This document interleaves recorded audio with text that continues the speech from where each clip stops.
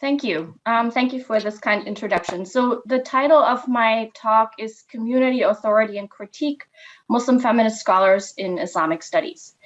And I'm going to read it so that I stay with the time. I have a tendency to go overboard when I just sort of talk freely from my notes. I want to first thank the organizers for putting together this fascinating conference and for accepting my proposal. Why that second part is important will become clear in a second. In this presentation, I built on some of my earlier work on normativity, Islamic studies, and gender studies to reflect on the particular experiences of Muslim feminist scholars in the North American academic system, who focus their work not only in Islamic studies, but also on questions of gender and sexuality. These qualifications are necessary as my observations and analysis rest at least in part on the argument that context matters for the production of knowledge. It is also not self-evident to observers that there are Muslim women scholars in Islamic studies whose work focuses on gender and sexuality, but that there are also many more who work in other fields of the secular academy, in which questions of normativity, religious commitment and ethics, and gender construction can be configured quite differently. In my 20 minutes here today, I want to offer a sketch of what I see as key configurations for the work of Muslim feminist scholars. Before I can get to that sketch, I want to start by describing relevant aspects of my own identity. I'm a Muslim feminist scholar activist whose work focuses on gender and sexuality in Muslim communities. However, as a professor at a public university in North Carolina, the work that I have produced falls on the analytical side of the heavily policed, especially for Muslim scholars, boundary between normative and analytical work. I have argued elsewhere that the obsession of religious and Islamic studies with religious normativity as special is an obstacle to our recognition that all scholarly projects are invested in normativity of one or another kind, and that such policing aims to deny that all scholarly production is inherently political. The debate about normativity infuses the adjacent conversation about terminology and self-naming. Some scholars I discuss here identify as feminists, some do not, and use terms like gender justice or gender justice work to describe their projects. Some scholars make a distinction between Islamic and Muslim feminists and feminisms. And as we will see in a little bit, their notions of feminism are plural and diverse. I'm speaking about this topic here today because I want to understand myself better the terrain that my work takes place in, to then be able to move more intentionally in it alongside my colleagues and to develop strategies to address the challenges that we encountered.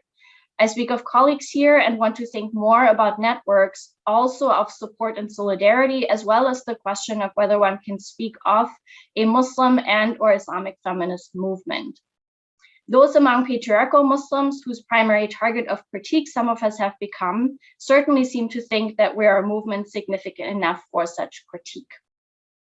Everything I discussed today, and this is an important point, is embedded in a political climate and systems that are deeply hostile to Islamic Muslims, racist toward mostly Black and brown Muslim scholars, and premised on a model of neoliberal inclusion that does not allow any of us to step outside of what Rochelle Terman has called the double bind, namely the trap of scholarly and activist critique of gender injustice and oppression in Muslim communities and societies, inevitably feeding anti-Muslim hostility and racism, even when that is not the intention of the scholars or activists in question. Anti-Muslim hostility is not a universal phenomenon, at least in my view, but rather a set of phenomena that have distinct histories in various geographies, are systemic structures and patterns of exclusion and surveillance, and have as much to do with the religious othering as they do with racist formations endemic to colonialism and imperialism. And anti-Muslim hostility inevitably has gender dimensions. It behooves us then to think of multiple binds rather than a binary between internal gender critique and external imperialism and domination. I use community, authority, and critique as three foundational concepts for this sketch and will briefly discuss two specific scholars and their work in connection with a particular concept. In a more fully developed form of the paper, I would like to consider all three in relation to specific scholars to demonstrate that the terrain is different for each, while there are also patterns to the constraints and challenges, as well as the opportunities and openings for their work. One concept that runs through my analysis is activism, which for scholars I define as a commitment to engage in scholarly production and teaching with the express purpose of not only analyzing the world, but changing it. In what follows, I introduce you to two Muslim women scholars and their work to then consider the respective concepts and how they're impacted by it. So for community, my first concept, Jerusha Tanner Rhodes is an associate professor of Islamic and interreligious engagement at Union Theological Seminary in New York and the author of two books, Never Wholly Other and Divine Words, Female Voices. Tanner Rhodes has developed and explored the concept of Muslim theology as a descriptor of her own approach, which she defines as, quote, a critical reappraisal and interpretation of the Islamic tradition in pursuit of egalitarianism and justice, end quote.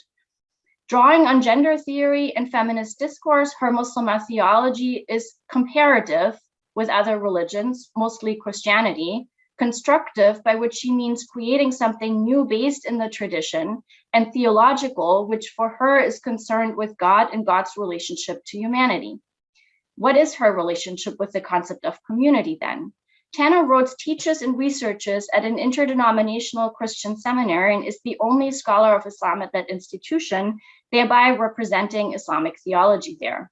Her graduate training at Georgetown University focused on religious pluralism, and her work draws on the aforementioned comparison, especially in conversation with Christian and often Christian feminist theologians such as Rosemary Radford Ruder and Elisabeth Schisler-Fiorenza.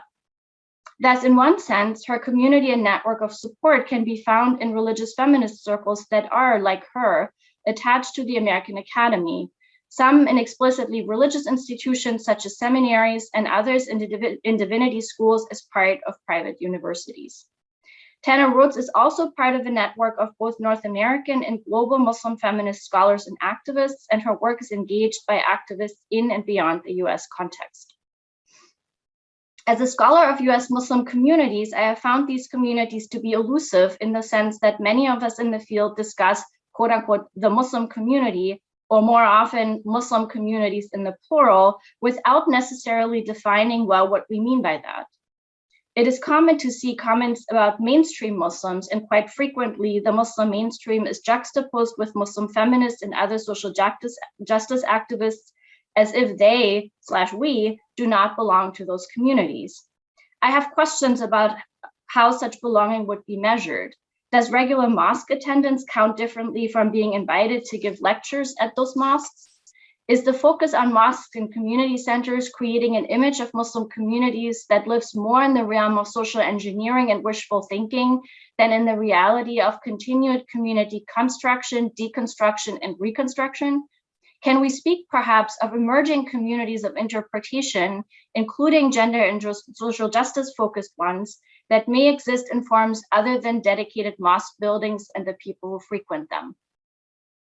My second example for the concept of community is Mehja Bindala, who is an assistant professor at the Graduate Theological Union in Berkeley, California, the same institution where she achieved her PhD earlier in 2021. She also has a traditional Islamic seminary education and worked as an educator in Muslim communities worldwide. Dalla, too, engages in comparative religious work, which she describes as, quote, an integration of Islamic theological texts with feminist theories, unquote, with a focus on recovering the important history of Muslim women scholars in pre-modern Islamic societies. She was first involved in Muslim communal education and then became an academic, thereby bringing connections to Muslim communities with her to her academic work, which means that she is navigating the question of community and communal belonging differently from Tanner Rhodes. At a panel conversation with me, hosted by Bayan Claremont, a private graduate institution in California, Dalla complained that she felt excluded from secular Islamic studies conversations and the field because more radical feminists have set a standard of what it means to do work as a Muslim feminist that is not hers in either approach or goals. She described Islamic studies with a focus on gender and sexuality and identified as feminist, as exclusive and a club she was not allowed to enter. I was struck by her notion of a scholarly community that she does not have full access to. One form of the multiple bind problem and the presence of anti-Muslim hostility in its liberal academic form appears in Dalla's complaint. Some Muslim feminist scholars have been able to create communities within the confines of the secular academy, albeit conditioned by that academy's license to engage in and be supported for only certain kinds of Muslim feminist scholarship. We as scholars do not have full agency to determine entirely what we can and cannot say. And ironically, the same system that has allowed for some small spaces for Muslim feminist scholarship also regularly chides the same scholars that are included for their activist commitments and their systemic critiques of colonialism and imperialism, as well as good old Christian and secular patriarchy, as equally problematic to its Muslim variations. Such academic formations of liberal anti-Muslim hostility require much more attention in our scholarship.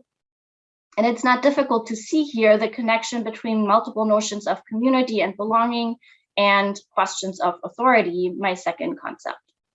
For my reflection on authority, I consider Amina Wadud, who I assume does not need introduction, one of the most eminent Muslim feminist scholars of the Quran and retired professor of Islamic studies from Virginia Commonwealth University in Richmond, Virginia. She's best known for her book, Quran and Woman, Rereading the Sacred Text from a Woman's Perspective, originally published in 1992, and her second monograph, Inside the Gender Jihad, from 2006.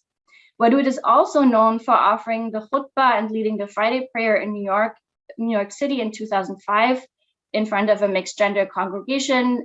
One might mention, while fewer people might know that she was also a founding member of the Southeast Asian Muslim feminist organization Sisters in Islam and the global Muslim organization Musawa.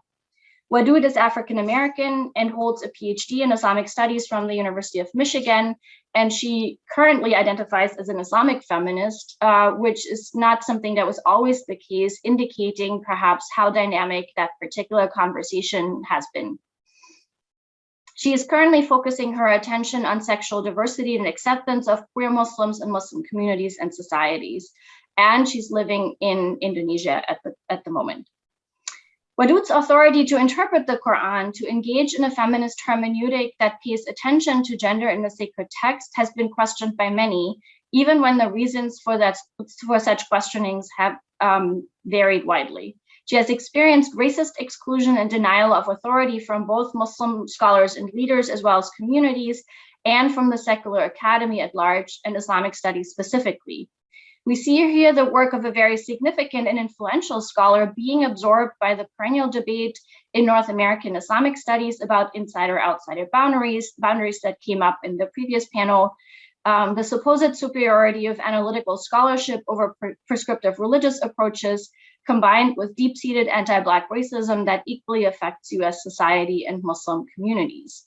Muslims have questioned her knowledge of Arabic, her Muslimness, and her knowledge of Islam in order to deny her the authority to interpret the Quran in the way she does and to lead prayers. My second example for the question of authority is Keisha Ali, who is professor of Islamic studies at Boston University and the author of more books than I can mention here. Her Sexual Ethics in Islam from 2006, republished in 2016, and Marriage and Slavery in Early Islam from 2010 are particularly relevant for our discussion. Ali, a scholar of Islamic law, is currently working on a book about gendered citation practices in Islamic studies, in which she demonstrates that women scholars, regardless of whether they are Muslim or not, and irrespective of what their work focuses on, are disregarded and excluded as scholarly authorities by not being cited and their work not being engaged by male scholars, Muslim and otherwise.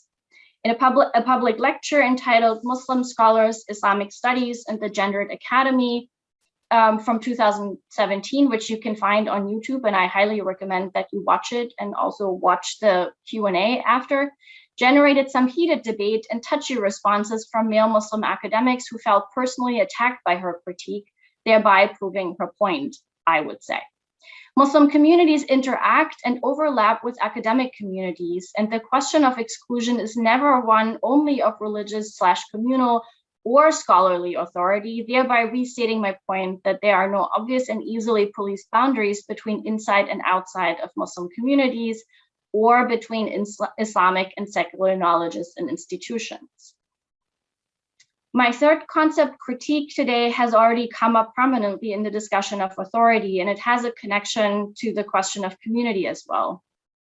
When we ask what the purpose of critique might be, who can and should critique whom, and whether critical engagement is necessary to build and maintain community, we see that both the communal positioning of someone leveling critique as well as their perceived and or claimed authority to do so intersect with each other.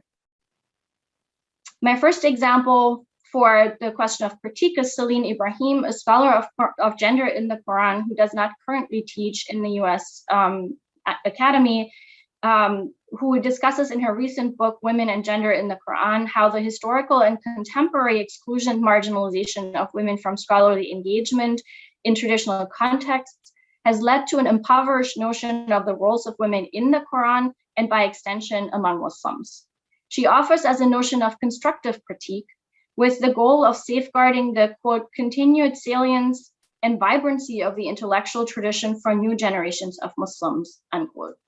Ibrahim also critiques Muslim feminist scholars of the Quran for being too deconstructivist in their critique, not only of interpretations of the Quran, but also of the Quran itself.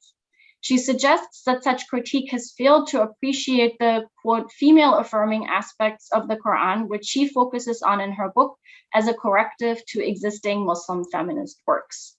For the record, Ibrahim is also very uncomfortable with describing herself as a feminist. So the female affirming takes the place of that term in her writing. Ibrahim's book at times reads like a response to Aisha Hidayatullah's 2014 work, Feminist Edges of the Quran. Hidayatullah is Associate Professor of Religion at the University of San Francisco in California. Feminist Edges is a thorough and thoughtful engagement with the works of Muslim feminist scholars of the Quran, including Amina Wadud and Asma Barlas, and to a lesser extent, Nimat Barazanji, Hadi Mubarak, and Keisha Ali. Hidayatullah presents their hermeneutical strategies and methods to then indicate where she sees them in different ways, wrestling with the question of what happens when a feminist exegete encounters passages in the Quran that may not be reread to be in line with gender justice and egalitarianism.